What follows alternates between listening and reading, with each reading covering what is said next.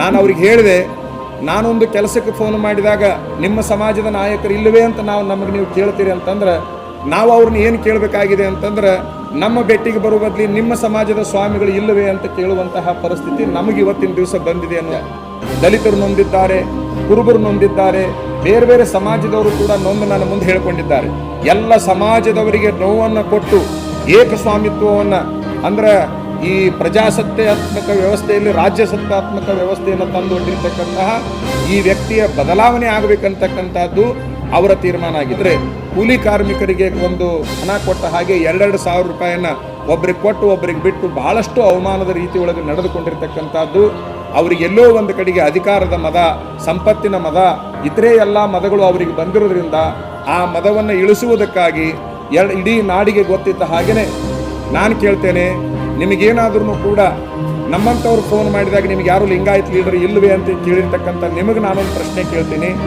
ನೀವೇನು ಪಕ್ಷದ ಕಾರ್ಯಾಲಯಕ್ಕೆ ಉದ್ಘಾಟನೆ ಕರೆದಿರಲ್ಲ, ವೀರಶೈವ ಲಿಂಗಾಯತ ಮಠಾಧಿಪತಿಗಳನ್ನು ಕರೆಯೋದ್ರ ಬದಲಿ ನಿಮ್ಮ ಸಮಾಜದ ಸ್ವಾಮಿಗಳನ್ನು ಕರ್ಕೊಂಡು ಮಾಡಿದರೆ ಸರಿ ಇತ್ತಲ್ವೇ ಅನ್ನುವಂತಹ ಪ್ರಶ್ನೆ ನಮ್ಮದಾಗಿದೆ ಅನ್ನುವಂಥದ್ದನ್ನು ಈ ಸಂದರ್ಭದಲ್ಲಿ ಹೇಳಲಿಕ್ಕೆ ಇಚ್ಛಪಡ್ತೇವೆ ಅಂತ. ರಾಜಕಾರಣಿಗಳು ತಿಳಿದು ರಾಜಕಾರಣ ಮಾಡಬೇಕೇ ಹೊರತಾಗಿ ಇತರರನ್ನು ತುಳಿದು ರಾಜಕಾರಣ ಮಾಡಬಾರದು. ಸನ್ಮಾನ್ಯ ಕೇಂದ್ರ ಸಚಿವರಿಗೆ ನಾನೇ ಒಂದು ಫೋನನ್ನು ಮಾಡಿದ್ದೆ. ಅವರು ನನಗೆ ಕೇಳಿದರು, ನಿಮ್ಗೆ ಯಾರೋ ಲಿಂಗಾಯತ ನಾಯಕರಿಲ್ವೇ, ನಮಗೆ ಫೋನ್ ಮಾಡಿರಿ ಅನ್ನುವಂತಹ ಮಾತನ್ನು ಅವ್ರು ಹೇಳಿದರು. ಈ ಮಾತಿನಿಂದ ನಾನು ಬಹಳಷ್ಟು ಅವತ್ತಿನಿಂದ ನೊಂದುಕೊಂಡು ಬಿಟ್ಟಿದ್ದೇನೆ. ನಾನು ಅವತ್ತಿನ ದಿವಸ ಅವ್ರಿಗೆ ಹೇಳಿದೆ, ನೀವು ನಮ್ಮ ನಾಯಕರು ಅಂತ ನಾವು ಫೋನ್ ಮಾಡಿವೆ ಹೊರತಾಗಿ ಇಲ್ಲಿ ಲಿಂಗಾಯತ ಮತ್ತು ಜಾತಿ ಅಂತಕ್ಕಂಥದ್ದು ನಮ್ಮ ತಲೆ ಒಳಗೆ ಇದ್ದಿದ್ದೇ ಕರೆ, ಆದರೆ ನಾವು ನಿಮಗೆ ಫೋನ್ ಮಾಡ್ತಿರಲಿಲ್ಲ. ನಾನು ಸನ್ಮಾನ್ಯ ಕೇಂದ್ರ ಸಚಿವರಿಗೆ ಕೇಳಲಿಕ್ಕೆ ಇಚ್ಛಪಡ್ತೇನೆ, ನಿಮಗೆ ನಮ್ಮ ಸಮಾಜದ ಮೇಲೆ ಚುನಾವಣೆ ಬಂದಾಗ ಯಾಕೆ ಪ್ರೀತಿ ಬರ್ತದೆ, ಮಠಾಧಿಪತಿಗಳ ಮೇಲೆ ಯಾಕೆ ದೃಷ್ಟಿ ಬರ್ತದೆ ಅಂತಕ್ಕಂಥದ್ದನ್ನು ಹೇಳಬೇಕು.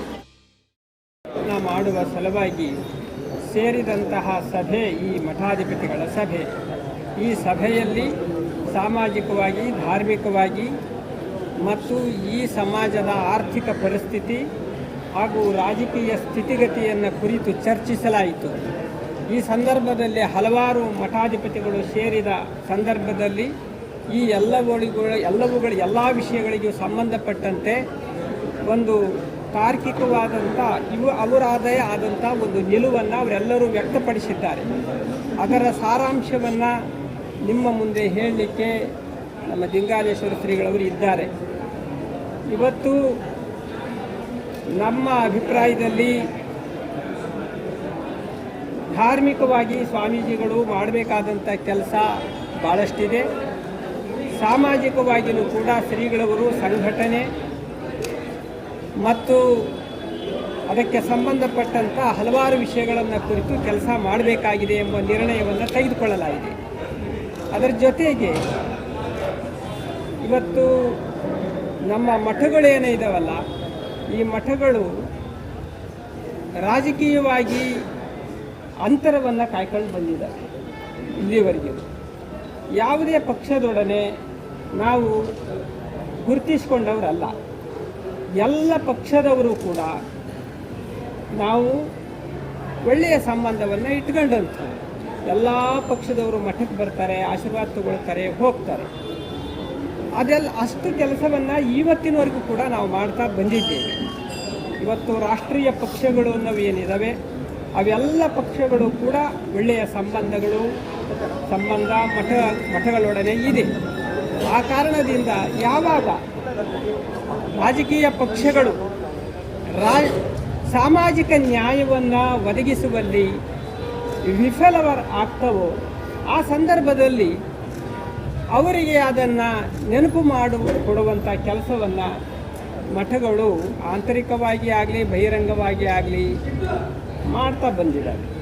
ಇವತ್ತು ಕೂಡ ಇವತ್ತೆಲ್ಲ ರಾಷ್ಟ್ರೀಯ ಪಕ್ಷಗಳು ವೀರಶೈವ ಲಿಂಗಾಯತ ಸಮಾಜಕ್ಕೆ ಸ್ವಲ್ಪ ಆ ಸಾಮಾಜಿಕ ನ್ಯಾಯವನ್ನು ಒದಗಿಸುವಲ್ಲಿ ಸ್ವಲ್ಪ ಹಿಂದೆ ಬಿದ್ದಿರವೆ ಎನ್ನುವಂಥ ವಿಚಾರ ಇವತ್ತು ಚರ್ಚೆಯಲ್ಲಿ ಬಂದಿದೆ.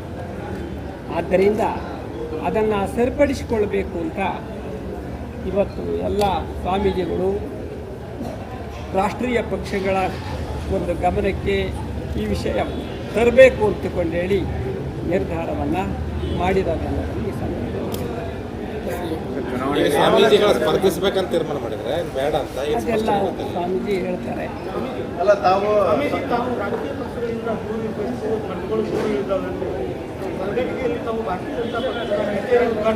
ನಾನು ಹೋಗಿಲ್ಲ, ಉದ್ಘಾಟನೆಗೆ ಹೋಗಿಲ್ಲ. ನಾನು ಪಾಕ್ ಪೂಜೆ ಕರೆದಿದ್ರು, ಪಾಕ್ ಪೂಜೆ ಮುಗಿಸ್ಕೊಂಡೆ ವೇದಿಕೆ ಬಂದು ಅಂದರೆ ಸಮಾಜ ಸೇವಾ ಒಂದು ಟ್ರಸ್ಟ್ ಅಂತ ಮಾಡಿದ್ರು. ಆ ಟ್ರಸ್ಟ್ ಉದ್ಘಾಟನೆ ಮಾಡಿ ಮಾತಾಡಿ ಬಂದಿದ್ದೀನಿ. ನಾನು ಆ್ಯಕ್ಚುಲಿ ಅದು ರಾಜಕೀಯ ಪಕ್ಷದ್ದು ಅಂತ ಹೇಳ್ಕೊಂಡು ಹೋಗಿಲ್ಲ. ನಾನು ಸ್ವಾಮೀಜಿಯವರ ಖಂಡಿತವಾಗಿ ಆಗಿರ್ಬೋದು. ಈಗ ಸ್ವಾಮೀಜಿ ದಾರಿ ತಪ್ಪಿಸೋದೇ ಪಾಕ್ ಪೂಜೆಗೆ ಬರಬೇಕು ಅಂತ ಕರೆದಿದ್ರ, ಪಾಕ್ ಪೂಜೆಗೆ ಹೋಗಿದ್ದು ನಾವು. ಪಾಕ್ ಪೂಜೆ ಮುಗಿಸ್ಕೊಂಡು ಕೂಡಲೇ ಬಿಡಬೇಕಾಗಿತ್ತಲ್ಲ, ಆದರೆ ಈ ಕಡೆ ಬರ್ರಿ ಆಚಾರ ಅಂತ ಕರೆದ್ರು, ಹೋದ್ವು ಅಷ್ಟೇ. ಇದು ದಾರಿ ತಪ್ಪಿಸೋ ಪ್ರಯತ್ನ. ಯಾರು ಕರೆದಿದ್ರು, ಅವ್ರು ಯಾರು ಸಂಘಟನೆ ಮಾಡಿದ್ರು ಅವರು. ಈಗ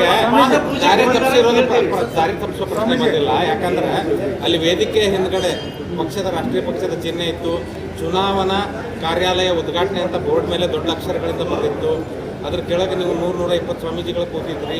ಯಾರ ಗಮನಕ್ಕೂ ಇದು ಬರಲಿಲ್ವಾ? ಅಲ್ಲಿ ಪಾದಪೂಜೆ ಯಾವುದು ವಿಡಿಯೋ ಬಂದಿಲ್ಲ. ಅಲ್ಲ, ಈಗ ಹೇಳ್ಬಿಡ್ತೀನಿ, ಈಗ ನಿಮ್ಮ ಸಮ್ಮುಖದಲ್ಲಿಯೇ ಸಾಕಷ್ಟು ಜನ ಭಾಷಣವನ್ನು ಮಾಡಿದ್ರು ಸ್ವಾಮೀಜಿಗಳು. ಎಲ್ಲರ ಪ್ರತಿನಿಧಿಯಾಗಿ ನಮಗೂ ಟಿಕೆಟ್ ಕೊಡ್ರಿ ಅಂತ ಭಾಷಣ ಮಾಡಿದ ಸ್ವಾಮೀಜಿಗಳು ಅದೇ ವೇದಿಕೆ ಮೇಲಿದ್ರು. ಇಷ್ಟೆಲ್ಲ ನೀವು ಸಮರ್ಥಿಸ್ಕೊಳ್ಬಾರ್ದಾಗಿತ್ತು, ಸ್ಪಷ್ಟನೆ ಕೊಡಬೇಕಾಗಿತ್ತು. ಅಥವಾ ನೀವು ಹೇಳ್ಬೋದು, ನೀವು ಸ್ವತಂತ್ರರು ಪ್ರಜಾಪ್ರಭುತ್ವದಲ್ಲಿ ನೀವು ಹೇಳ್ಬೇಕು, ನಾವು ಈ ಪಕ್ಷದ ಜೊತೆಗಿದ್ದೀವಿ ಅಂತೇಳಿ. ಯಾಕೆ ಹೇಳ್ತಾ ಇಲ್ಲ ತಾವು? ಯಾಕೆ ಲೆಕ್ಕ ತಪ್ಪಿಸ್ತಾ ಇದ್ದೀರಿ?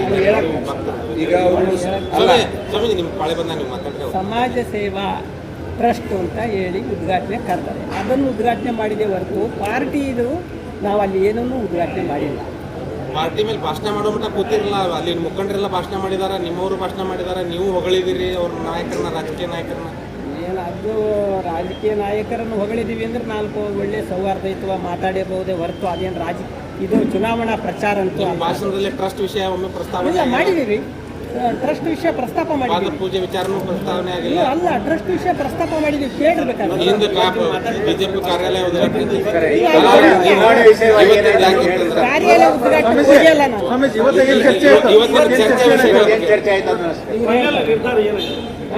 ಎಲ್ಲ ನಿರ್ಧಾರ ಈ ಸ್ವಾಮಿಗಳು ಈಗೆಲ್ಲ ಸೌಹಾರ್ದಯುತವಾಗಿ ಮುಗಿತು ಮೀಟಿಂಗ್.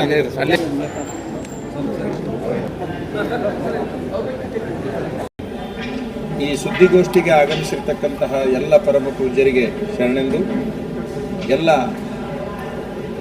ಆತ್ಮೀಯ ವರದಿಗಾರರೇ, ನಿಮಗೆಲ್ಲ ಶರಣಾರ್ಥಿಗಳು. ನಾವು ನಿನ್ನೆ ಸುದ್ದಿಗೋಷ್ಠಿಯಲ್ಲಿ ತಮ್ಮ ಗಮನಕ್ಕೆ ತಂದ ಪ್ರಕಾರ ಬಹುಶಃ ಇಷ್ಟು ಅಲ್ಪಾವಧಿಯಲ್ಲಿ 100 ಜನ ಮಠಾಧಿಪತಿಗಳು ಇಲ್ಲಿಗೆ ದಯಮಾಡಿಸಿದ್ದಕ್ಕಾಗಿ ಮೊದಲನೆಯದಾಗಿ ಮಠಾಧಿಪತಿಗಳನ್ನು ನಾನು ಅಭಿನಂದಿಸ್ತೇನೆ, ಅವರನ್ನು ಗೌರವಿಸ್ತೇನೆ. ಎರಡನೆಯದಾಗಿ ಸ್ವಲ್ಪ 24 ತಾಸು ಅವಧಿಯಲ್ಲಿ ತಮ್ಮ ಮುಂದೆ ನಾವು ಬಂದು ವಿಚಾರಗಳನ್ನು ಎಲ್ಲ ಮಠಾಧಿಪತಿಗಳು ತೆಗೆದುಕೊಂಡ ತೀರ್ಮಾನವನ್ನು ತಮ್ಮ ಮುಂದೆ ನಾವು ಮಂಡನೆ ಮಾಡ್ತೇವೆ ಅನ್ನುವಂಥ ಮಾತನ್ನು ಹೇಳಿದ ಪ್ರಕಾರ ಆ ವಿಚಾರಗಳನ್ನು ಹೇಳಲಿಕ್ಕೆ ತಮ್ಮ ಮುಂದೆ ಬಂದಿದ್ದೇವೆ. ನಾವು ಇಲ್ಲಿ ಮಠಾಧಿಪತಿಗಳು ಒಂದು ಚರ್ಚಿಸಬೇಕಾದ ವಿಷಯಗಳು ಅಂತ ಹೇಳಿ 5 ವಿಚಾರಗಳನ್ನು ನಾವು ಮಾಡಿದ್ದೀವಿ. ಆ 5 ವಿಚಾರಗಳ ಚರ್ಚೆಯನ್ನು ಸ್ವಾಮೀಜಿಯವರೆಲ್ಲ ಮಾಡಿದ್ದಾರೆ. 5 ವಿಚಾರಗಳು ಯಾವುವು ಅಂತ ಓದ್ತೇನೆ, ಇಲ್ಲ ಅಂತಂದ್ರೆ ತಾವು ಅದನ್ನು ಫೋಟೋ ತಗೋತೀನಿ ಅಂತ.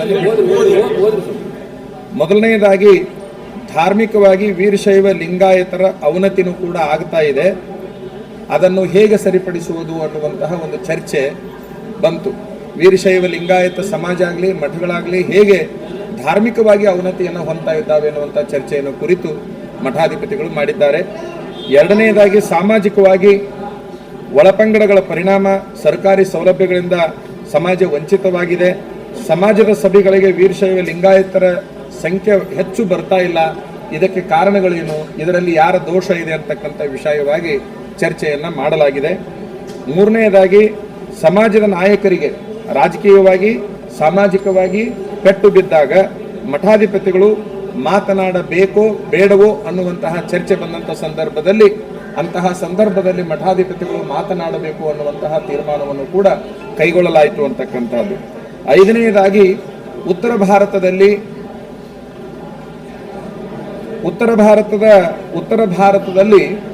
ಸಾಧು ಸನ್ಯಾಸಿಗಳು ರಾಜಕಾರಣವನ್ನು ಮಾಡ್ತಾರೆ, MLAಗಳು ಆಗಿದ್ದಾರೆ, MP ಗಳು ಆಗಿದ್ದಾರೆ, ಮುಖ್ಯಮಂತ್ರಿಗಳು ಆಗಿದ್ದಾರೆ.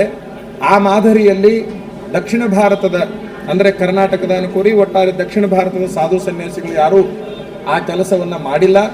ಉತ್ತರ ಭಾರತದ ಮಾದರಿಯಲ್ಲಿ ದಕ್ಷಿಣ ಭಾರತದ ಸನ್ಯಾಸಿಗಳು ರಾಜಕೀಯ ಪಕ್ಷಗಳನ್ನು ಸೇರಿ ಅಥವಾ ಸ್ವತಂತ್ರವಾಗಿ ಚುನಾವಣೆಗೆ ನಿಲ್ಲಬೇಕೋ ಬೇಡವೋ ಅನ್ನುವಂತಹ ಒಂದು ತೀರ್ಮಾನವನ್ನು ಚರ್ಚಿಸಲಾಗಿ ಎಲ್ಲ ಮಠಾಧಿಪತಿಗಳು ನಮ್ಮ ದಕ್ಷಿಣ ಭಾರತದ ಸನ್ಯಾಸಿಗಳು ಕೂಡ ಚುನಾವಣೆಗೆ ನಿಲ್ಲಲೇಬೇಕು ಅಂತ ಅನಿವಾರ್ಯತೆ ಬಂದಿದೆ ಅನ್ನುವಂತಹ ತೀರ್ಮಾನವನ್ನು ಮಠಾಧಿಪತಿಗಳು ತೆಗೆದುಕೊಂಡಿದ್ದಾರೆ ಅಂತಕ್ಕಂಥದ್ದು. ಈ 5 ವಿಚಾರಗಳು ಇವತ್ತಿನ ದಿವಸ ಮಠಾಧಿಪತಿಗಳು ಚರ್ಚಿಸಿರ್ತಕ್ಕಂತಹ ವಿಚಾರಗಳು. ಇದರ ಜೊತೆಯಲ್ಲಿ ಮಠಾಧಿಪತಿಗಳು ಇವತ್ತಿನ ದಿವಸ ಕೆಲವು ನಿರ್ಧಾರಗಳನ್ನು ಸಾರ್ವತ್ರಿಕವಾಗಿ ತೆಗೆದುಕೊಂಡು ಸರ್ವಾನುಮತದಿಂದ ಅಂತ ನಾವು ಒಂದು ಶಬ್ದ ಪ್ರಯೋಗ ಮಾಡ್ತೇನೆ. ಒಬ್ಬನೇ ಒಬ್ಬ ಮಠಾಧಿಪತಿ ಅಪಸ್ವರವನ್ನು ಎತ್ತಲಾರದ ಹಾಗೆಯೇ ಎಲ್ಲರೂ ತೆಗೆದುಕೊಂಡ ತೀರ್ಮಾನಗಳನ್ನು ಇಲ್ಲಿ ಬರ್ಕೊಂಡು ತಮ್ಮ ಮುಂದೆ ಬಂದಿದ್ದೇವೆ. ಎಲ್ಲ ಪೂಜ್ಯರ ಸಮಕ್ಷಮ ಆ ವಿಚಾರಗಳನ್ನು ತಮ್ಮ ಮುಂದೆ ನಾವು ಇಡ್ಲಿಕ್ಕೆ ಇಚ್ಛಾಪಡ್ತೇವೆ ಅಂತಕ್ಕಂಥದ್ದು. ಸ್ವಾಮೀಜಿಯವರು ತೆಗೆದುಕೊಂಡಿರ್ತಕ್ಕಂತಹ ತೀರ್ಮಾನಗಳು, ಒಂದನೆಯದಾಗಿ ರಾಜಕಾರಣಿಗಳು ತಿಳಿದು ರಾಜಕಾರಣ ಮಾಡಬೇಕೇ ಹೊರತಾಗಿ ಇತರರನ್ನು ತುಳಿದು ರಾಜಕಾರಣ ಮಾಡಬಾರದು ಎನ್ನುವ ತೀರ್ಮಾನವನ್ನು ಎಲ್ಲರೂ ತೆಗೆದುಕೊಂಡಿದ್ದಾರೆ. ಎರಡನೆಯದಾಗಿ ಧಾರವಾಡ ಮತಕ್ಷೇತ್ರಕ್ಕೆ ಕೇಂದ್ರ ಸಚಿವರಿಗೆ ಟಿಕೆಟ್ ಘೋಷಣೆಯಾಗಿದೆ, ಅದನ್ನು ಬದಲಾವಣೆ ಮಾಡಬೇಕು, ಬೇರೆ ಕ್ಷೇತ್ರಕ್ಕೆ ಅಥವಾ ಪಕ್ಷದ ಕೆಲಸಕ್ಕೆ ಅವರನ್ನು ಬಳಸಬೇಕು ಅನ್ನುವ ತೀರ್ಮಾನವನ್ನು ಹೈಕಮಾಂಡಿಗೆ ಮುಟ್ಟಿಸಬೇಕು ಅನ್ನುವಂತಹ ವಿಚಾರವನ್ನು ಮಾಡಿದ್ದಾರೆ. ಮೂರನೆಯದಾಗಿ ಇಲ್ಲಿಯ ಮಾಜಿ CMಗೆ ಬೇರೆ ಕ್ಷೇತ್ರಕ್ಕೆ ಕೊಟ್ಟಂತೆ ಮತ್ತು 4 ಸಾರಿ ಲಿಂಗಾಯತರು ಇವರ ಬೆನ್ನಿಗೆ ನಿಂತು ಚುನಾವಣೆಯನ್ನು ಮಾಡಿ ಗೆಲ್ಲಿಸಿ ಕೇಂದ್ರ ಸಚಿವರನ್ನಾಗಿ ಮಾಡಿದ್ದಾರೆ. ಆ ಉಪಕಾರಕ್ಕೆ ಕ್ಷೇತ್ರ ತ್ಯಾಗ ಮಾಡಲಿ ಹಾಗೂ ಲಿಂಗಾಯತರ ಕ್ಷೇತ್ರದಲ್ಲಿ ಬ್ರಾಹ್ಮಣರು ಅನಿವಾರ್ಯವಾದರೆ ಬ್ರಾಹ್ಮಣರ ಪ್ರಾಬಲ್ಯ ಇರುವ ಕ್ಷೇತ್ರದಲ್ಲಿ ಲಿಂಗಾಯತರನ್ನು ನಿಲ್ಲಿಸಿ ಆರಿಸಿ ತರಬೇಕು. ಒಂದು ವೇಳೆ ಅಲ್ಲಿ ನಿಂತು ಲಿಂಗಾಯತರು ಸೋತರೆ ಅವರನ್ನು ರಾಜ್ಯಸಭಾ ಸದಸ್ಯರನ್ನಾಗಿ ಮಾಡಬೇಕು ಅನ್ನುವಂತಹ ತೀರ್ಮಾನವನ್ನು ತೆಗೆದುಕೊಂಡಿದ್ದಾರೆ. ಇನ್ನು 4ನೆಯದಾಗಿ ಬದಲಾವಣೆಗೆ ಕಾರಣಗಳೇನು ಅನ್ನುವಂತಹದ್ದು. ಈ ಸದ್ಯಕ್ಕೆ ಘೋಷಣೆಯಾಗಿರ್ತಕ್ಕಂತಹ ಕೇಂದ್ರ ಸಚಿವರ ಟಿಕೆಟ್ ಬದಲಾವಣೆ ಆಗಬೇಕು ಅನ್ನೋದಕ್ಕೆ ಕಾರಣಗಳೇನು ಅನ್ನುವಂತಹ ವಿಚಾರಗಳನ್ನು ಚರ್ಚಿಸಲಾಗಿ ಒಂದು ತೀರ್ಮಾನಕ್ಕೆ ಬರಲಾಗಿದೆ. ಬಹುಸಂಖ್ಯಾತ ಲಿಂಗಾಯತ ಹಾಗೂ ಇತರ ಸಮಾಜದ ನಾಯಕರನ್ನು ನೌಕರರು, ವ್ಯಾಪಾರಿಗಳು, ಸ್ವಾಮಿಗಳು ಇವರಿಂದ ತುಳಿತಕ್ಕೊಳಗಾಗಿದ್ದಾರೆ ಎನ್ನುವಂತಹ ತೀರ್ಮಾನವನ್ನು ತೆಗೆದುಕೊಂಡಿದ್ದಾರೆ. 5ನೆಯದಾಗಿ ಇವರ ಸೇಡಿನ ರಾಜಕಾರಣದಿಂದ ನಮ್ಮ ಬಹಳ ನಾಯಕರು ಜಾತ್ಯತೀತವಾಗಿ ತುಳಿತಕ್ಕೊಳಗಾಗಿದ್ದಾರೆ, ದುರ್ಬಲರಾಗಿದ್ದಾರೆ, ಮಾನಸಿಕವಾಗಿ, ದೈಹಿಕವಾಗಿ, ಆರ್ಥಿಕವಾಗಿ, ರಾಜಕೀಯವಾಗಿ ಕುಸಿದು ಬಿದ್ದಿದ್ದಾರೆ.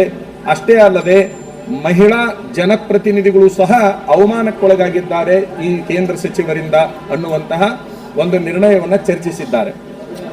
6ನೆಯದಾಗಿ IT, ED ಇತರ ದಾಳಿಯ ದಾಳ ಮತ್ತು ಭಯ ಉಂಟು ಮಾಡಿ ಬಾಯಿ ಬಿಟ್ಟು ಮಾತಾಡದ ಹಾಗೆ ಸ್ವಾತಂತ್ರ್ಯಹೀನರನ್ನಾಗಿ ದಾಸ್ಯತ್ವದಲ್ಲಿ ಈ ನಾಡಿನ ಜನ ಬದುಕುವಂತೆ ಅವರು ವರ್ತಿಸುತ್ತಿದ್ದಾರೆ ಅನ್ನುವಂತಹ ತೀರ್ಮಾನವನ್ನು ಕೂಡ ತೆಗೆದುಕೊಂಡಿದ್ದಾರೆ.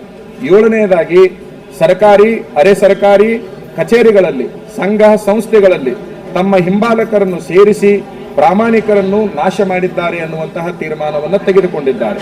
ಅವರ ಬದಲಾವಣೆಗೆ ಕಾರಣಗಳು: ಮಾಜಿ CM ಮರಳಿ ಪಕ್ಷಕ್ಕೆ ಹೋದಾಗ ಶುಭಾಶಯಗಳನ್ನು ಹೇಳಲಿಕ್ಕೆ ಮನಸ್ಸಿದ್ದರೂ, ಪ್ರೀತಿ ಇದ್ದರೂ ಅವರ ಭಯಕ್ಕೆ ಯಾರೂ ಅವರ ಮನೆಗೆ ಹೋಗದ ಹಾಗೆ ವಾತಾವರಣವನ್ನು ಸೃಷ್ಟಿ ಮಾಡಿರುತ್ತಾರೆ ಅನ್ನುವಂತಹ ವಿಚಾರಗಳನ್ನು ಕೂಡ ಪ್ರಸ್ತಾವನೆ ಮಾಡಿದ್ದಾರೆ.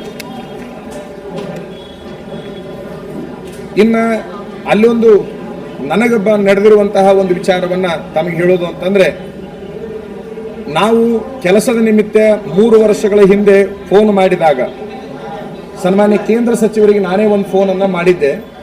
ಅವರು ನನಗೆ ಕೇಳಿದರು, ನಿಮ್ಗೆ ಯಾರೋ ಲಿಂಗಾಯತ ನಾಯಕರಿಲ್ವೇ, ನಮಗೆ ಫೋನ್ ಮಾಡಿರಿ ಅನ್ನುವಂತಹ ಮಾತನ್ನು ಅವ್ರು ಹೇಳಿದರು.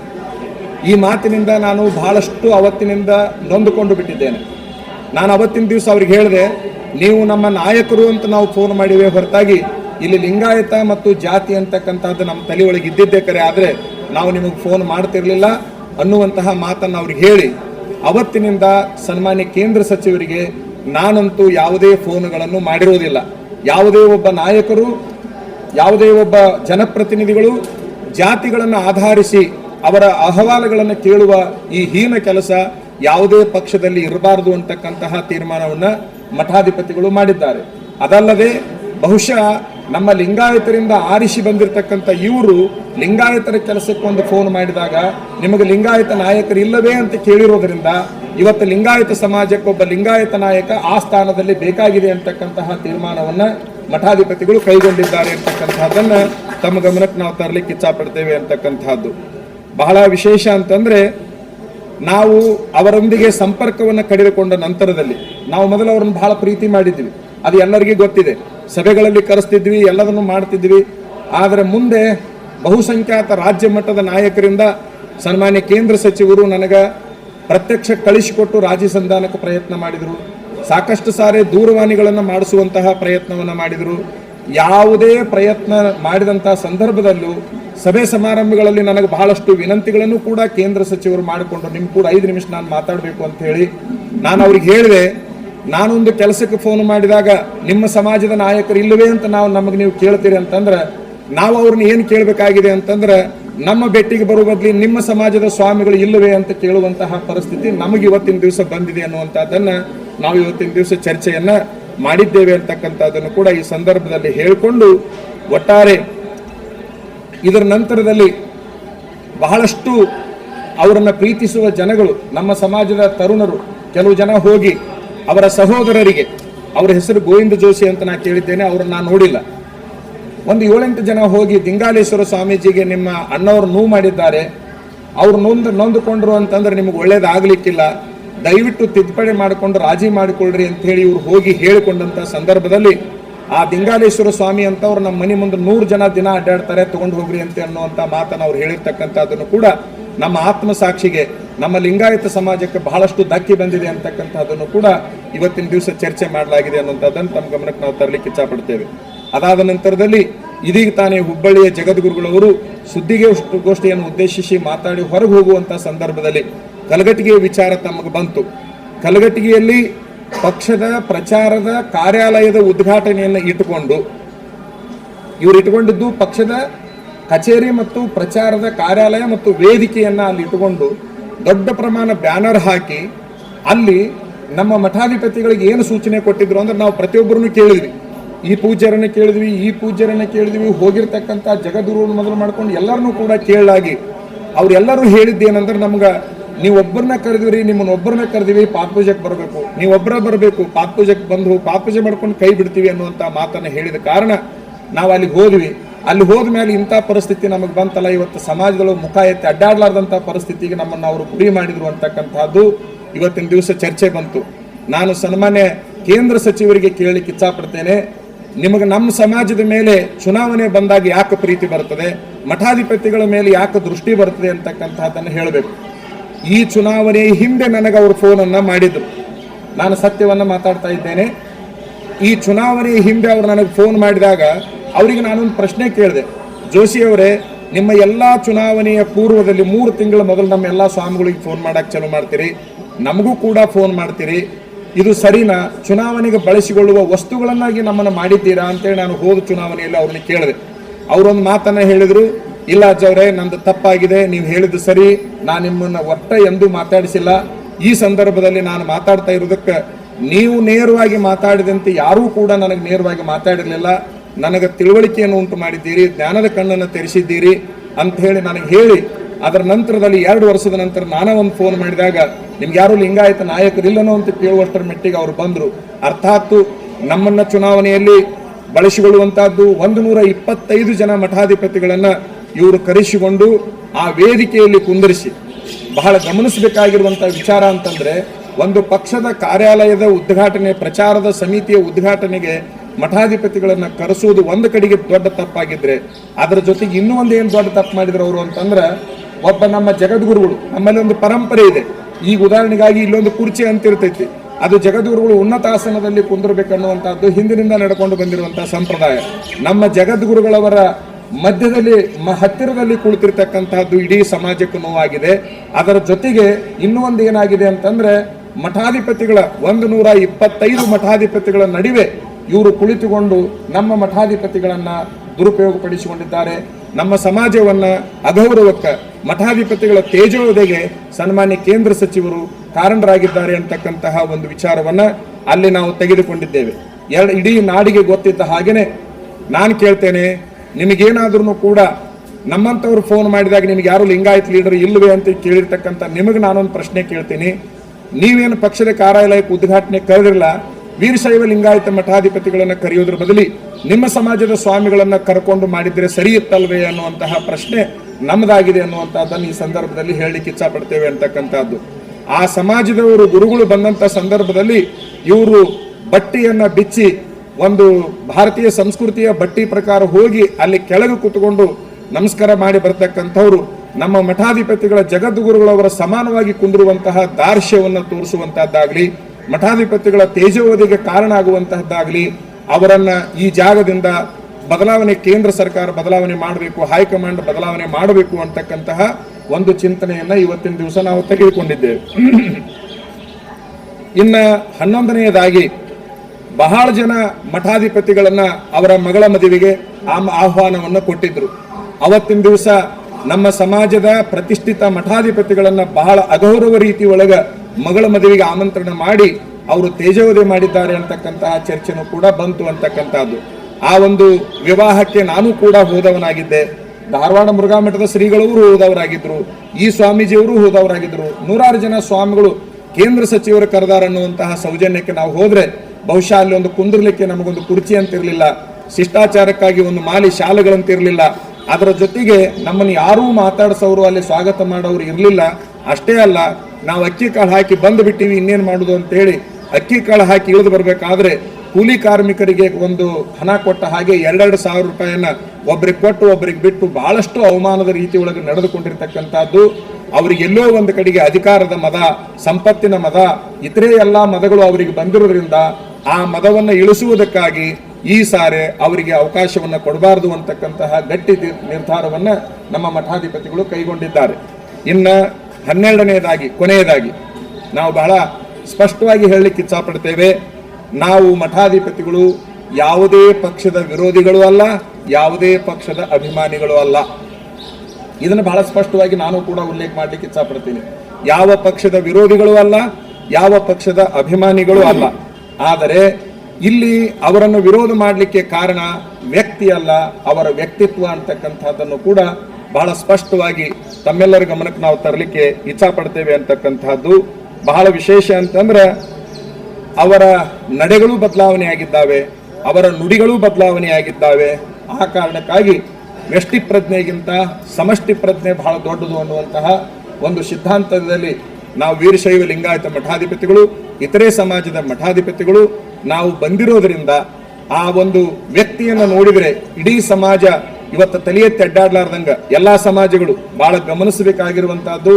ಇಲ್ಲಿ ನಾವೆಲ್ಲ ಮಠಾಧಿಪತಿಗಳು ಬೇರೆ ಬೇರೆ ಸಮಾಜದವರು, ಬೇರೆ ಬೇರೆ ಎಲ್ಲ ವರ್ಗದವರು ಸೇರಿಕೊಂಡಿದ್ದೇವೆ. ನಾವೆಲ್ಲರೂ ತೆಗೆದುಕೊಂಡ ತೀರ್ಮಾನ ಏನು ಅಂತಂದ್ರೆ, ಬಹಳಷ್ಟು ಸಮಾಜಗಳನ್ನು ತುಳಿತಕ್ಕೊಳಗೆ ಮಾಡಿದ್ದಾರೆ, ಬಹಳಷ್ಟು ನಾಯಕರನ್ನ ಮುಖ ಎತ್ತಿ ಅಡ್ಡಾಡ್ಲಾರ್ದಂಗೆ ಮಾಡಿದ್ದಾರೆ. ಅಷ್ಟೇ ಅಲ್ಲ, ಅವರು ಏಕಸ್ವಾಮ್ಯತ್ವವನ್ನು ಸಾಧಿಸಿಕೊಂಡಿದ್ದಾರೆ. ಇದು ಸರಿಯಾದ ಕ್ರಮ ಅಲ್ಲ. ಪ್ರಜಾಪ್ರಭುತ್ವ ವ್ಯವಸ್ಥೆ ನಿಜವಾಗಲೂ ಕೂಡ ಜೀವಂತಿರಬೇಕು ಅಂತಂದ್ರೆ ಸನ್ಮಾನ್ಯ ಕೇಂದ್ರ ಸಚಿವರನ್ನ ಧಾರವಾಡ ಮತಕ್ಷೇತ್ರದಿಂದ ಪೂರ್ಣ ಪ್ರಮಾಣದಲ್ಲಿ ಬದಲಾವಣೆ ಮಾಡಬೇಕು. ಈ ಬದಲಾವಣೆಯನ್ನ ಯಾವಾಗ, ಎಷ್ಟು ದಿವಸದೊಳಗೆ ಮಾಡಬೇಕು ಅಂತಂದ್ರೆ ಒಂದು ದಿನಾಂಕವನ್ನು ಕೂಡ ಮಠಾಧಿಪತಿಗಳು ಘೋಷಣೆ ಮಾಡಿದ್ದಾರೆ. 31ನೇ ತಾರೀಕು, ಇದೇ ಮಾರ್ಚ್ 31ನೇ ತಾರೀಕಿಗೆ ಒಳಗಾಗಿ ಹೈಕಮಾಂಡಿನವರು, ಆ ಪಕ್ಷದ ಹೈಕಮಾಂಡಿನವರು ಅವರನ್ನ ಬದಲಾವಣೆ ಮಾಡಿ ಯಾವುದಾದ್ರೂ ಕ್ಷೇತ್ರಕ್ಕೆ ಹಾಕಿಕೊಳ್ಳಿ, ಬೇರೆ ವ್ಯಕ್ತಿಗಳನ್ನ ಬೇರೆ ಕ್ಷೇತ್ರಕ್ಕೆ ಹಾಕಕ್ಕೆ ಬರುತ್ತೆ ಅನ್ನುವಂಥದ್ದನ್ನು ಅವರು ತೋರಿಸಿರೋದ್ರಿಂದ ಇವರನ್ನು ಬೇರೆ ಕ್ಷೇತ್ರಕ್ಕೆ ಹಾಕಿ ಈ ಕ್ಷೇತ್ರದಲ್ಲಿ ಒಬ್ಬ ಸೂಕ್ತ ವ್ಯಕ್ತಿಯನ್ನ ಅವರು ಹಾಕಿಕೊಂಡು ತಮ್ಮ ಪಕ್ಷದ ಒಂದು ಕೆಲಸವನ್ನ ತಾವು ಮಾಡ್ಕೋಬೇಕು ಅಂತಕ್ಕಂತಹ ತೀರ್ಮಾನವನ್ನ ಇವತ್ತಿನ ದಿವಸ ಎಲ್ಲಾ ಮಠಾಧಿಪತಿಗಳು ತೆಗೆದುಕೊಂಡಿದ್ದಾರೆ ಅಂತಕ್ಕಂತಹದ್ದು.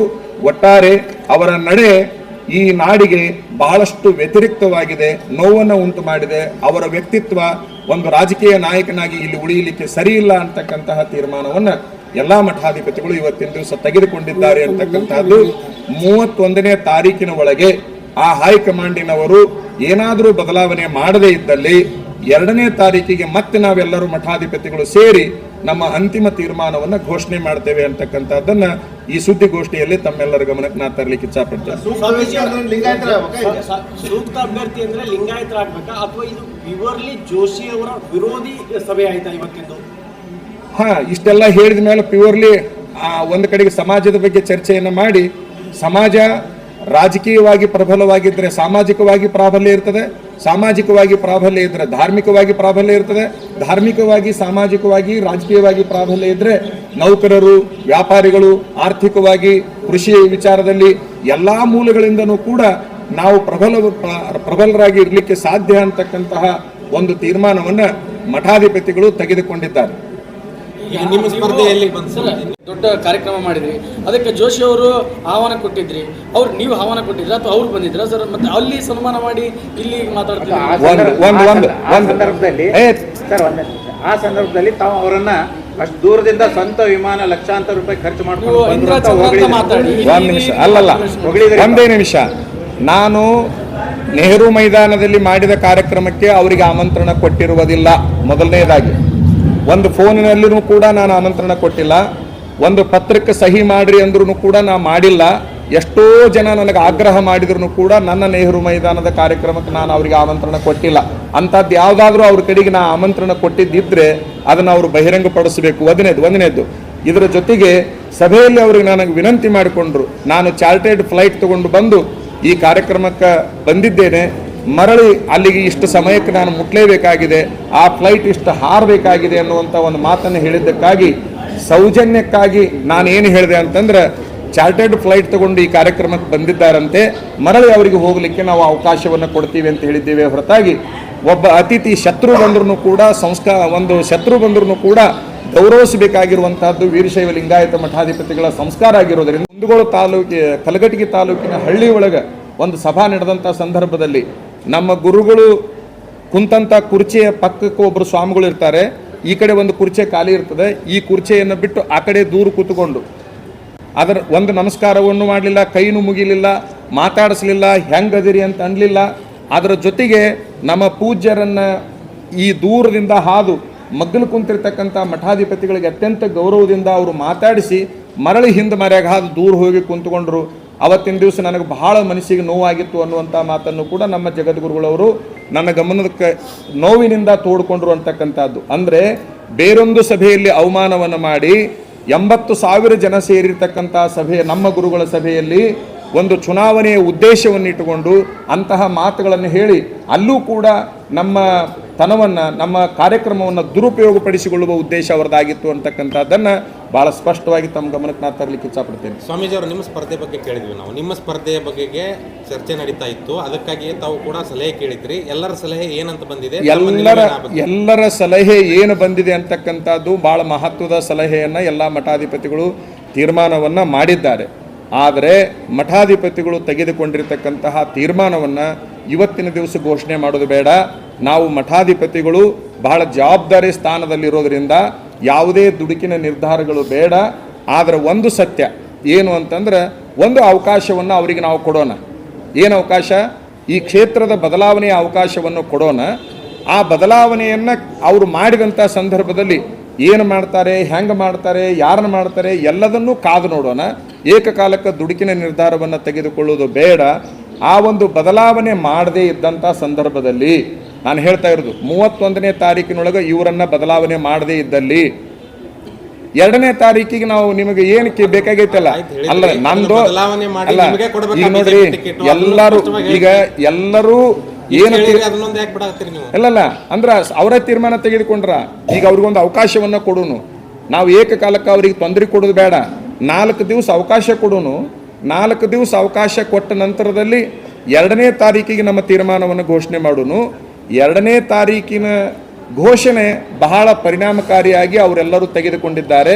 ಒಂದು ಗಟ್ಟಿ ನಿರ್ಧಾರವನ್ನು ನಮ್ಮ ಸ್ವಾಮೀಜಿ ಅವರು ಏನು ತೆಗೆದುಕೊಂಡಾರಂದ್ರೆ, ಅಲ್ಲಿ ತನಕ ಯಾವುದೇ ಕ್ಯಾಂಡಿಡೇಟಿನ ಬಗ್ಗೆ ವಿಚಾರವನ್ನು ಬಹಿರಂಗಪಡಿಸೋದು ಬೇಡ ಅನ್ನುವಂತಹ ಒಂದು ಮಾತು. ನಿಮಗೆ ಟಿಕೆಟ್ ಕೊಡಬೇಕಾ, ಅವ್ರನ್ನ ತಪ್ಪಿಸಿ ಅದನ್ನ ಹೇಳ್ರಿ ಸ್ಪಷ್ಟವಾಗಿ ಅಂತ. ಅಲ್ಲ, ನಮ್ಮೆಲ್ಲರ ಮೊದಲನೇ ಬೇಡಿಕೆ ಏನಂತಂದ್ರೆ, ಅವರನ್ನ ಈ ಕ್ಷೇತ್ರದಿಂದ ಬದಲಾವಣೆ ಮಾಡಬೇಕು ಅನ್ನುವಂಥದ್ದು ಮೊದಲನೇ ಬೇಡಿಕೆ. ಇದು ಕ್ಷೇತ್ರ ಬದಲಾವಣೆ ಆದಾಗ ಮುಂದಲ್ಲ, ಅದು ಕುರ್ಚೆ ಖಾಲಿ ಇದ್ರೆ ಯಾರು ಕುಂದ್ರದು ಅನ್ನೋ ಪ್ರಶ್ನೆ. ಕುರ್ಚಿನೇ ಖಾಲಿ ಇಲ್ಲ ಅಲ್ಲಿ. ಈ ಕುರ್ಚಿ ಖಾಲಿ ಮಾಡ್ರಿ ಅಂತ ಮನವಿ ಕೊಡಕತ್ತೀರಿ Yes, ನೀವು. ಮಾಡಿ. ಯಾರನ್ನು ಕೊಡ್ಬೇಕು ಅಂತ ಸೂಚನೆ ಕೊಡ್ತಾ ಇಲ್ಲ.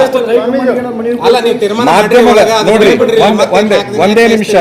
ಈ ಮಾಧ್ಯಮದ ಮೂಲಕ ಆ ಪಕ್ಷದ ಹೈಕಮಾಂಡಿಗೆ ಎಲ್ಲ ಮಠಾಧಿಪತಿಗಳ ಪರವಾಗಿ ಅನ್ನೋದಕ್ಕಿಂತ ವೀರಶೈವ ಲಿಂಗಾಯತ ಸಮಾಜ ಮತ್ತು ಇತರೆ ನೊಂದಿರ್ತಕ್ಕಂಥ ಎಲ್ಲ ಸಮಾಜ, ದಲಿತರು ನೊಂದಿದ್ದಾರೆ, ಕುರುಬರು ನೊಂದಿದ್ದಾರೆ, ಬೇರೆ ಬೇರೆ ಸಮಾಜದವರು ಕೂಡ ನೊಂದು ನನ್ನ ಮುಂದೆ ಹೇಳಿಕೊಂಡಿದ್ದಾರೆ.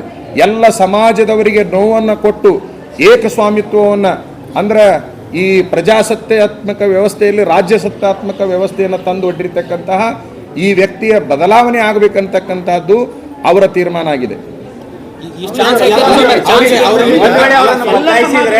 ಒಂದ್ ವೇಳೆ ಅವರನ್ನ ಬದಲಾಯಿಸಿದ್ರೆ ನೀವು ನೇರವಾಗಿ ಭಾರತೀಯ ಜನತಾ ಪಕ್ಷಕ್ಕೆ ಬೆಂಬಲ ಕೊಡ್ತೀರಾ ಹೇಗೆ? ಅದು 2ನೇ ತಾರೀಕಿನ ತನಕ ತಾವು ಕಾಯಲೇಬೇಕು. 2ನೇ ತಾರೀಕು ನೋಡ್ರಿ, ನೀವು ಬಹಳ ಸಾರಿ ನೀವು ಎಷ್ಟೇ ಪ್ರಶ್ನೆ ಕೇಳಿದ್ರು ನಂದು ಒಂದೇ ಉತ್ತರ ಆ ವಿಷಯಕ್ಕೆ. ನೀವು ಎಷ್ಟೇ ಪ್ರಶ್ನೆ ಕೇಳಿದ್ರು ಕೂಡ ಒಂದೇ ಉತ್ತರ, 2ನೇ ತಾರೀಕಿನವರೆಗೆ ನಾವು ಯಾವುದೇ ಹೆಸರನ್ನ ಹೇಳುವುದಿಲ್ಲ.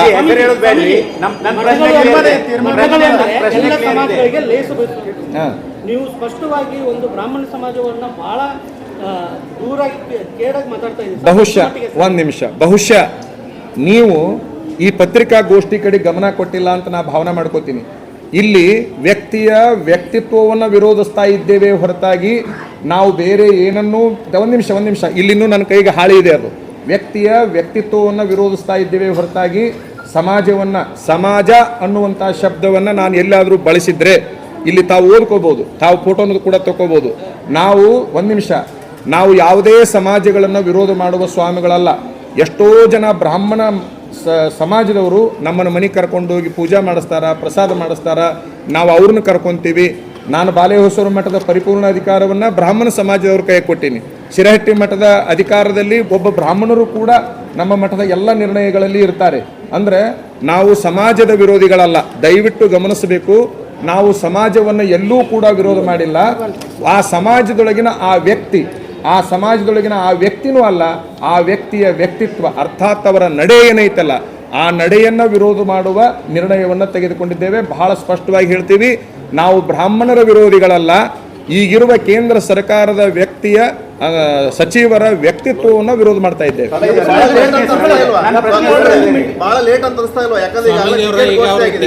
ನೋಡ್ರಿ, ಬಹಳ ಲೇಟ್ ಅಂತೇನಿಲ್ಲ, ಇನ್ನೂ ಸಾಕಷ್ಟು ಕಾಲ ಅವಕಾಶ ಇದೆ.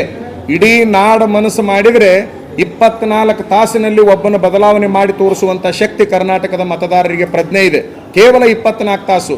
ಅವರಿಗೆ ಪ್ರಚಾರ ಬೇಡ, ಅವರಿಗೆ ಹಣ ಬೇಡ, ಅವರಿಗೆ ಹೆಂಡ ಬೇಡ, ಅವರಿಗೆ ಏನೂ ಬೇಕಾಗಿಲ್ಲ. 24 ತಾಸಿನಲ್ಲಿ ವ್ಯಕ್ತಿಯನ್ನ ಕ್ಷೇತ್ರವನ್ನು ಬದಲಾವಣೆ ಮಾಡುವ ಶಕ್ತಿ ಇಡೀ ಕರ್ನಾಟಕದ ಪ್ರತಿಯೊಂದು ಕ್ಷೇತ್ರಕ್ಕಿದೆ ಅಂತಕ್ಕಂಥದ್ದನ್ನು ತಾವೆಲ್ಲರೂ ಎಲ್ಲರೂ ಕೇಳಿದ್ರೆ ಒಂದು ನಿಮಿಷ, ನಾ ಏನಂತೀನಿ, ನೀವು ಎಷ್ಟೇ ಪ್ರಶ್ನೆಗಳನ್ನ ಕೇಳ್ರಿ, ನೇರವಾಗಿ ಪ್ರಶ್ನೆ ಇದೆ. ಒಂದು ವೇಳೆ ಪ್ರಹ್ಲಾದ್ ಜೋಶಿ ಅವರನ್ನ ಬದಲಾಯಿಸಿ ಬೇರೆ ಕ್ಯಾಂಡಿಡೇಟ್ ಹೆಸರನ್ನ ಅನೌನ್ಸ್ ಮಾಡಿದರೆ ನೀವೆಲ್ಲ ಸ್ವಾಮೀಜಿಗಳು ಇವತ್ತೇನು ಸೇರಿ ಮಠಾಧೀಶರು ನೇರವಾಗಿ ಬಿಜೆಪಿಗೆ ನಮ್ಮ ಬೆಂಬಲ ಅಂತ ಹೇಳ್ತೀವಿ, ಅನೌನ್ಸ್ ಮಾಡ್ತೀವಿ. ಅಲ್ರಿ, ನಾವು ಎಲ್ಲಾ ಪಕ್ಷಗಳನ್ನ ಪ್ರೀತಿ ಮಾಡೋರು. ಒಂದ್ ನಿಮಿಷ ಗಮನಿಸ್ರಿ, ಜಗದ್ರುಳು ಹೇಳ್ಯಾರ, ನಾನು ಹೇಳಿದ್ದೀನಿ, ನಾವು ಪಕ್ಷದ ವಿರೋಧಿಗಳು ಅಲ್ಲ, ಪಕ್ಷದ ಅಭಿಮಾನಿಗಳು ಅಲ್ಲ. ಇಲ್ಲಿ ಬಂದಿರತಕ್ಕಂಥ ಚರ್ಚೆ ಪಕ್ಷಗಳಿಗೆ ಸಂಬಂಧಪಟ್ಟಿದ್ದಲ್ಲ, ಚುನಾವಣೆಗೆ ಸಂಬಂಧಪಟ್ಟಿದ್ದ ವಿಚಾರವಾಗಿ ವ್ಯಕ್ತಿಯ ವ್ಯಕ್ತಿತ್ವವನ್ನು ವಿರೋಧ ಮಾಡ್ತಾ ಇದ್ದೀವಿ ಅಂತಕ್ಕಂಥದ್ದನ್ನು ಒಮ್ಮೆ ತಾವು ತಿಳ್ಕೊಂಡ್ಬಿಡ್ಬೇಕು. ಈಗ ನಿಮಗೂ ಗೊತ್ತಿದೆ ಸ್ವಾಮಿ, ನೀವು ತಾವು ಪ್ರಜ್ಞಾವಂತರಿದ್ದೀರಿ, ಬೌದ್ಧಿಕವಾಗಿ ಸಾಕಷ್ಟು ವಿಚಾರಗಳನ್ನು ತಿಳ್ಕೊಂಡಿದ್ದೀರಿ. ಒಂದು ಪಕ್ಷ ಟಿಕೆಟ್ ಅನೌನ್ಸ್ ಮಾಡುವಾಗ ಸಾಕಷ್ಟು ಚರ್ಚೆ ವಿಮರ್ಶೆಗಳನ್ನು ಮಾಡಿ ಟಿಕೆಟ್ ಘೋಷಣೆ ಮಾಡಿರುತ್ತೆ. ನೀವು ಅದಕ್ಕೆ ಮೊದಲೇ ಇದನ್ನು ಮಾಡಬೇಕಾಗಿತ್ತು. ಘೋಷಣೆ ಇಷ್ಟು ದಿನ ಆದ್ಮೇಲೆ ಅದಾದ್ಮೇಲೂ ಕೂಡ ನನ್ನ ಕ್ವಶನ್ ಮುಗಿಸ್ತೇನೆ. ಬಿಜೆಪಿ ಕ್ಯಾಂಡಿಡೇಟು ಘೋಷಣೆ ಆಗಿದೆ, ಅದಾದ್ಮೇಲೆ ಕಾಂಗ್ರೆಸ್ ಕ್ಯಾಂಡಿಡೇಟು ಘೋಷಣೆ ಆಯಿತು. ಈಗ ತಾವು ಪತ್ರಿಕಾಗೋಷ್ಠಿ ಮಾಡಿ ಈ ವಿಷಯವನ್ನು ಪ್ರಸ್ತಾವನೆ ಮಾಡ್ತಾ ಇರೋದು ಸಂಶಯಕ್ಕೆ ಕಾರಣ ಆಗಲ್ವಾ ಅಂತ? ಸಂಶಯಕ್ಕೆ ಕಾರಣ ಆಗೋದಿಲ್ಲ.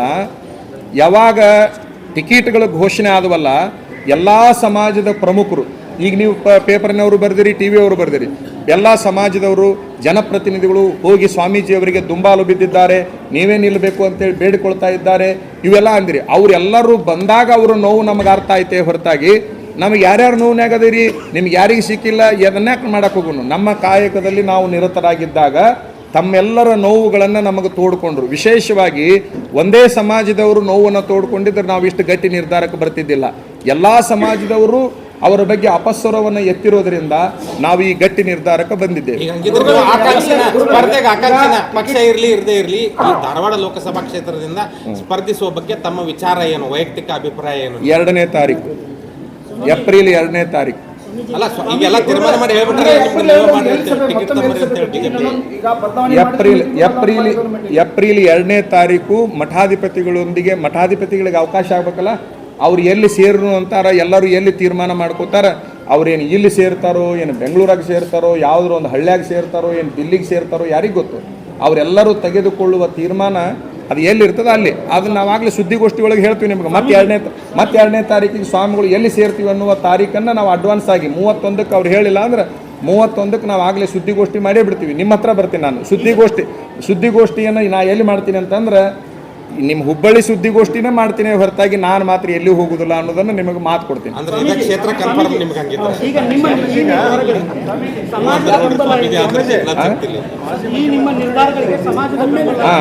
ನಮ್ಮ ನಿರ್ಧಾರಗಳಿಗೆ ಸಮಾಜದ ಬೆಂಬಲ ಅನ್ನುವಂಥದ್ದನ್ನು ಸಮಾಜಕ್ಕೆ ನಾವು ಬಿಡ್ತೀವಿ. ಬಟ್ ಸಮಾಜಕ್ಕಾಗಿರುವ ನೋವನ್ನು ನಾವು ರಾಷ್ಟ್ರದ ನಾಯಕರ ಮುಂದೆ ನಾವು ಇಡ್ತಾ ಇದ್ದೀವಿ. ಸಮಾಜದ ಬೆಂಬಲದೊಳಗೆ ಈಗ ಅವ್ರು ನಾಳೆ ಹಿಂಗೂ ಮಾಡ್ಬೋದು. ಕೆಲವು ಮಂದಿನ ಸಾಕಿರ್ತಾರೆ ನಮ್ಮ ಸಮಾಜದೊಳಗನ. ಒಂದು ನಿಮಿಷ, ನಮ್ಮ ಸಮಾಜದೊಳಗನ ಕೆಲವು ಮಂದಿನ ಸಾಕಿರ್ತಾರೆ ಅವರು, ನೀ ಹಿಂಗೆ ಮಾತಾಡ್ಬೇಕು ನನ್ನ ಪರವಾಗಿ ಅಂತೇಳಿ. ನಾಳೆ ಅವ್ರೆಲ್ಲರೂ ಸೇರ್ಕೊಂಡು ನನ್ನ ದಿಂಗಾಲೇಶ್ವರ ಸ್ವಾಮಿ ಅಂತಾವ ನಮ್ಮ ಸಮಾಜದವ ಅಲ್ಲ ಹಂಗೆ ಹಿಂಗೆ ಮಾತಾಡ್ಬೋದು. ಪಾಪ ಅವ್ರು ಸಾಕಿರ್ತಾರಂತಂದ್ಮೇಲೆ ಅದನ್ನ ಹೇಳಲೇಬೇಕಾಗೈತಿ, ಹೇಳ್ಕೊತಾರೆ. ಆದ್ರೆ ಒಂದು ನಿಮಿಷ ಯಾವುದೇ ಪರಿಸ್ಥಿತಿ ಒಳಗೆ ಎಲ್ಲ ವಿಚಾರಗಳನ್ನ ಪ್ರಜ್ಞಾವಂತ ಮತದಾರರು ತೀರ್ಮಾನ ಮಾಡ್ತಾರೆ ಹೊರತಾಗಿ ಹೇಳಿಕೆಗಳು ಬರಲಿಲ್ಲ. ಅದಕ್ಕೆ ನಾವು ಉತ್ತರ ಕೊಡಕ್ಕೆ ತಯಾರಿದ್ದೀವಿ.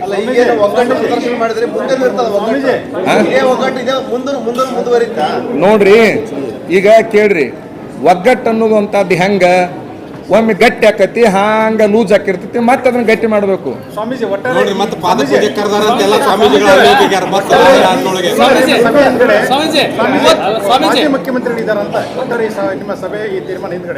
ಯಾರು? ಯಾವುದೇ ಒಬ್ಬ ವ್ಯಕ್ತಿಯ ವಿಚಾರಗಳನ್ನು ತೆಗೆದುಕೊಂಡು ಇಷ್ಟು ದೊಡ್ಡ ಪ್ರಮಾಣ ಹೋರಾಟಕ್ಕೆ ನಿಲ್ಲುವಷ್ಟು ಮಠಾಧಿಪತಿಗಳು ಬುದ್ಧಿಗೇಡಿಗಳಾಗಿಲ್ಲ. ಯಾವುದೇ ಕರ್ತೃ ಗುರುಸಿದ್ದೇಶ್ವರನ ಕಡೆಗೆ ನಾ ಕೈ ಮಾಡಿ ಆನಿ ಮಾಡಿ ಹೇಳ್ತೀನಿ, ನಮ್ಮ ಹೋರಾಟದ ಹಿಂದೆ ಯಾವ ವ್ಯಕ್ತಿನೂ ಇಲ್ಲ. ಸಮಾಜದ ನೋವಿದೆ. 31 ಇರಲಿ ಅಥವಾ 2ನೇ ತಾರೀಕು ಸುದ್ದಿಗೋಷ್ಠಿ ಇರಲಿ, ಈಗ ತೆಗೆದುಕೊಂಡ ನಿರ್ಧಾರಗಳು ಅಚಲವಾಗಿರ್ತಾವ ಅಥವಾ ಇಲ್ಲ ಮಾತಾಡಿದ್ರು ಅಲ್ರಿ. ನಾನು ನಿಮಗೆ ಅನ್ನ ಹೇಳಾಕತ್ತೀನಿ, ಅಚಲವಾಗಿರ್ತಾವ ಅನ್ನುವಂತ ಪ್ರಶ್ನೆಗೆ ಅಲ್ರಿ, ಅದನ್ನ ನೀವು ಕಾದ ನೋಡ್ಬೇಕಲ್ಲ. ಅದನ್ನ ಬೇರೆ ದಾರಿನೇ ಇಲ್ಲ. ಅದನ್ನ ನಮ್ಮ ಹೋರಾಟ ಎಷ್ಟು ಗಟ್ಟಿಯಾಗೈತಿ ಅಂತಕ್ಕಂಥ ಅದನ್ನ ಕಾದು ನೋಡ್ಬೇಕೇ ಹೊರತಾಗಿ. ಒಂದು ನಿಮಿಷ ಅವ್ರೊಂದು ಪ್ರಶ್ನೆ ಕೇಳಿ. ಅಲ್ಲ, ಅವ್ರೊಂದು ಪ್ರಶ್ನೆ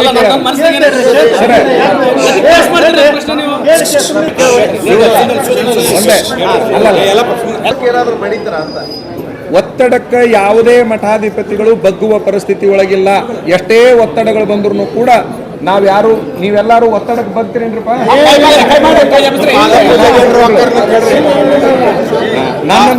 ನನ್ನ ಒಬ್ಬನ ನಿರ್ಧಾರ ಅಲ್ಲ, ಯಾವುದೇ ಒತ್ತಡಕ್ಕೆ ಮಠಾಧಿಪತಿಗಳು ಬಗ್ಗುವ ಪರಿಸ್ಥಿತಿ ಒಳಗಿಲ್ಲ. ಯಾಕಂದ್ರೆ ನಾವ್ ಯಾಕೆ ಒತ್ತಡಕ್ಕೆ ಬಗ್ಗುದಿಲ್ಲ ಅಂದ್ರೆ ಸಮಾಜದ ಹಿತಕ್ಕಾಗಿ ಕೂಡಿಕೊಂಡಿವೆ ಹೊರತಾಗಿ ನಮ್ಮ ಸ್ವಾರ್ಥಕ್ಕಾಗಿ ನಾವು ಕೂಡಿಕೊಂಡಿಲ್ಲ. ನಮ್ಮ ಸಮಾಜದ ಇಡೀ ಕರ್ನಾಟಕದೊಳಗೆ ಎಷ್ಟು ಸಮಾಜಗಳು ತುಳಿತಕ್ಕೊಳಗಾಗ್ಯಾವ, ಆ ತುಳಿತಕ್ಕೊಳಗಾದ ಸಮಾಜದ ಧ್ವನಿಯಾಗಲಿಕ್ಕೆ ಕೂಡಿವಂತಂದ ಮೇಲೆ ಆ ಒತ್ತಡಕ್ಕೊಳಗಾಗುವ ಅವಶ್ಯಕತೆ ಇಲ್ಲ.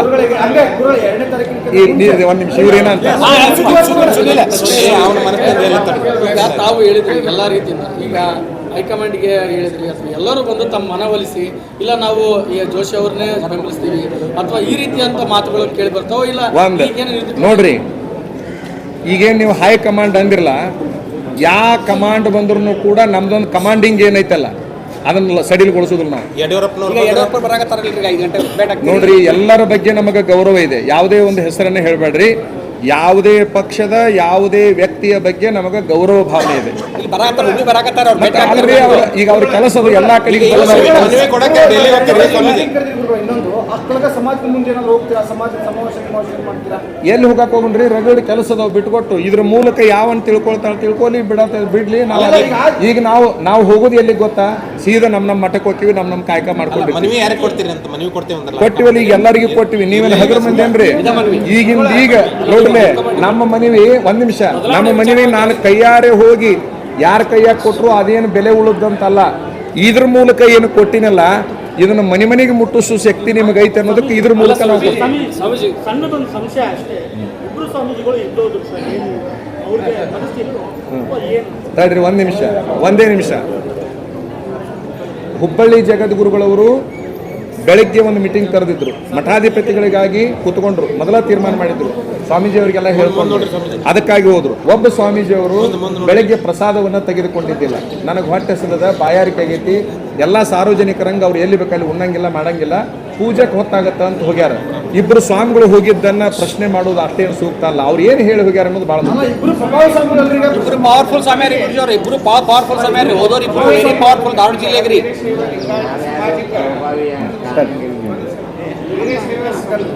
ಸಾಮಾಜಿಕ ಅನ್ಯಾಯ ಆಗೈತೆ ಅನ್ನುವಂಥ ಭಾವನೆ ಇಟ್ಟುಕೊಂಡು ಈಗ ಅಭ್ಯರ್ಥಿ ಬದಲಾವಣೆ ಬಂದೇ ಇರ್ತೀರಿ.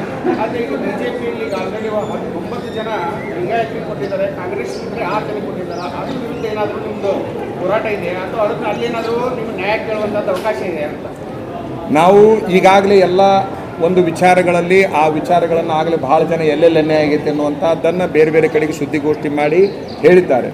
ಇಡೀ ರಾಜ್ಯದ ಬೇಡಿಕೆ ಅಂತಕ್ಕಂಥದ್ದು ಎಲ್ಲ ಕಡೆಗೆ ಸಮಾಜ ತುಳಿತಕ್ಕೊಳಗಾಗ್ತಾ ಇದೆ ಅನ್ನುವಂಥ ಬೇಡಿಕೆ ಈಗಾಗಲೇ ಎರಡೂ ಪಕ್ಷಗಳ ಮುಂದಿದ್ದಾವೆ. ಅವ್ರು ಏನೇನು ತೀರ್ಮಾನ ತಗೊಂತಾರೆ ನೋಡೋಣ. ಬಹುಶಃ ಮಹತ್ವದ ಪ್ರಶ್ನೆ ಏನಾದರೂ ಮಹತ್ವದ ಪ್ರಶ್ನೆ ಇಲ್ಲ ಸ್ವಾಮೀಜಿ, ಈಗ ಪ್ರಹ್ಲಾದ್ ಜೋಶಿ ಅವರು ಸಾಕಷ್ಟು ಜನ ತುಳಿದಿದ್ದಾರೆ, ದೌರ್ಜನ್ಯಕ್ಕೊಳಗಾಗಿದ್ದಾರೆ ಅವರಿಂದ ಅಂದ್ರಲ್ಲ, ನಿಮ್ಮ ಗಮನದಲ್ಲಿ ಯಾರು ಬಂದಿದ್ದಾರೆ ಅಂತವ್ರು, ಯಾರು ದೌರ್ಜನ್ಯಕ್ಕೊಳಗಾಗಿದ್ದಾರೆ? ಅಲ್ರಿ, ಒಂದ್ ನಿಮಿಷ, ಅದನ್ನೇ ನಾನು ಹೇಳೋದು. ನನ್ನನ್ನು ಹಿಡ್ಕೊಂಡು ಬಹುಸಂಖ್ಯಾತರು ಬಂದಿದ್ದಕ್ಕಾಗಿ ನನಗೆ ಯಾವಾಗ ಅನ್ಯಾಯ ಆಗಿತ್ತಲ್ಲ, ನಂಗೆ ನೋವಾಗಿತ್ತಲ್ಲ, ನಾ ಬಾಯಿ ಮುಚ್ಕೊಂಡು ಸುಮ್ಮನೆ ಇದ್ದೆ. ಆದರೆ ಎಲ್ಲರೂ ಬಂದು ತಮ್ಮ ದುಃಖವನ್ನು ಇನ್ನೂ ಒಂದು ತಮಗೆ ಹೇಳ್ತೀನಿ, ಅವ್ರು ಏನಕ್ಕೇನಾರ ಗಟ್ಟಿಗೆ ಹಚ್ಚಿದ್ದಕ್ಕರೆ ಆದರೆ ಸಮಾಜದ ಮುಂದೆ ಯಾರ್ಯಾರನ್ನ ಎಷ್ಟು ರೀತಿಯಿಂದ ಅನ್ಯಾಯಕ್ಕೊಳಪಡಿಸ್ಯಾರ ಅನ್ನೋದನ್ನು ಹೆಸರು, ಸಾಕ್ಷಿ ಎಲ್ಲಗಳ ಸಮೇತ ತಮ್ಮ ಹತ್ರ ಬರ್ತೀನಿ ನಾನು. ವಿತೌಟ್ ಎವಿಡೆನ್ಸ್ ಅಲ್ರಿ, ವಿತೌಟ್ ಎವಿಡೆನ್ಸ್ ನಾ ಎಂದೂ ಮಾತಾಡಿಲ್ಲ. ವಿತೌಟ್ ಎವಿಡೆನ್ಸ್ ನಾ ಎಂದೂ ಮಾತಾಡಿಲ್ಲ. ವಿತ್ ಎವಿಡೆನ್ಸ ಮಾತಾಡ್ತಿರ್ತೀನಿ, ಪ್ರಸಂಗ ಬಂದಂಗೆ ಬಹಿರಂಗ ಪಡಿಸ್ತೀನಿ. ಜೋಶಿ ಮತ್ತು ದಿಂಗಾಲೇಶ್ವರ ನಡುವಿನ ಶೀತಲ ಸಮರ ಇತ್ತು ಇಷ್ಟು ದಿನ, ಈಗ ನೇರವಾಗಿ ಯುದ್ಧ ಸಾರಿದ್ರಿ. ಯಡಿಯೂರಪ್ಪ ಬದಲಾವಣೆ ಕಾಲದಿಂದಲೂ ಕೂಡ ನಿಮ್ಮ ಮತ್ತು ಜೋಶಿ ಅವರ ಮಧ್ಯೆ ನೋಡ್ರಿ, ಭಿನ್ನ ಅಭಿಪ್ರಾಯ ಇಡೀ ರಾಜ್ಯಕ್ಕೆ ಗೊತ್ತಿದೆ. ಅವತ್ತಿನ ಕಾಲಕ್ಕೆ ಅವ್ರನ್ನ ಮುಖ್ಯಮಂತ್ರಿ ಜಾಗದಿಂದ ಇಳಿಸಿದವ್ರು ಯಾರು ಅಂತಕ್ಕಂಥದ್ದು ಇಡೀ ರಾಜ್ಯಕ್ಕೆ ಗೊತ್ತೈತಿ, ನಮಗೂ ಗೊತ್ತೈತಿ. ಅವ್ರನ್ನ ತಳಗಿಳಿಸಿ ಅದ ಜಾಗಕ್ಕೆ ಇವ್ರು ಕುಂದಿರ್ಬೇಕಂತೇಳಿ ಜಾಕೆಟ್ ಹೊಲಿಸ್ಕೊಂಡು ರೆಡಿ ಆಗಿದ್ರು. ನಮ್ಮ ಹೋರಾಟಕ್ಕೆ ಜಾಕೆಟ್ ಮೂಲ ಗುಂಪಾತು. ಇವ್ರ ಜಾಕೆಟ್ ಎಲ್ಲಿಗೆ ಹೋತಪ್ಪ ಅಂತಂದ್ರೆ ಪಾಕಿಟ್ನ್ಯಾಗ ಹೋತು. ಅಲ್ಲ ಸ್ವಾಮೀಜಿ ಅವರು ಜೋಶಿ ಅವ್ರ ಜಾಕೆಟ್ ಹೊಲಿಸ್ಕೊಂಡಿದ್ರ? 100% ಹೊಲಿಸ್ಕೊಂಡಿದ್ರು. ಇಡೀ ರಾಜ್ಯಕ್ಕೆ, ರಾಷ್ಟ್ರಕ್ಕೆ ಗೊತ್ತಿತ್ತಲ್ಲ, ಅದು ನಿಮ್ಗೆ ಗೊತ್ತಿರ್ಲಿಲ್ವ? ಅಲ್ಲ, ನಿರಾಣಿ ಅವರು ಹೊಲಿಸ್ಕೊಂಡಿದ್ರು. ಭಾಳ ಮಂದಿ ಹೆಸರು ನೋಡ್ರಿಲ್ಲ, ಭಾಳ ಮಂದಿ ಹೆಸರಿಗೆ ಹೊಲಿಸ್ಕೊಂಡಿದ್ರು ಅಲ್ರಿ. ಅಲ್ಲ, ಬೇರೆ ಪಕ್ಷದವ್ರನ್ನ ತರುವಾಗಿ ಇವ್ರ ಪಾತ್ರ ಇಲ್ಲ, ಚುನಾವಣೆ ಒಳಗೆ ಇವ್ರ ಪಾತ್ರ ಇಲ್ಲ, ಮತ್ತೊಂದು ಮಾಡೋದ್ರೊಳಗೆ ಇವ್ರ ಪಾತ್ರ ಇಲ್ಲ. ಒಬ್ಬವ ಪುಣ್ಯಾತ್ಮ ರಾಜ್ಯದ ದೊಡ್ಡ ನಾಯಕ ಆಳುವಾಗ ಅವನ ತಲೆಗಿಳಿಸೋದ್ರೊಳಗೆ ಎಷ್ಟು ಅದ್ಭುತ ಪಾತ್ರ, ಎಷ್ಟು ತಮ್ಮ ಶಕ್ತಿ ಪ್ರಯೋಗ ಮಾಡ್ತಾರ, ಯುಕ್ತಿ ಪ್ರಯೋಗ ಮಾಡ್ತಾರ, ಎಷ್ಟು ಜಾತೀಯತೆಯನ್ನು ಮೆರಿತಾರ. ಇದೊಂದು ಅವಧಿಗೆ ಹೋಲ್ಬಿಡು ಯಜಮಾನಾಗೇನ ಅನ್ನುವಂಥದ್ದನ್ನು ಹೇಳಿಲ್ಲ ಅವರು ಅವತ್ತಿನ ಕಾಲಕ್ಕೆ. ನಾವು ಅವತ್ತು ಕೂಡ ಪ್ರತಿಭಟನೆ ಮಾಡಿದ್ದೀವಿ.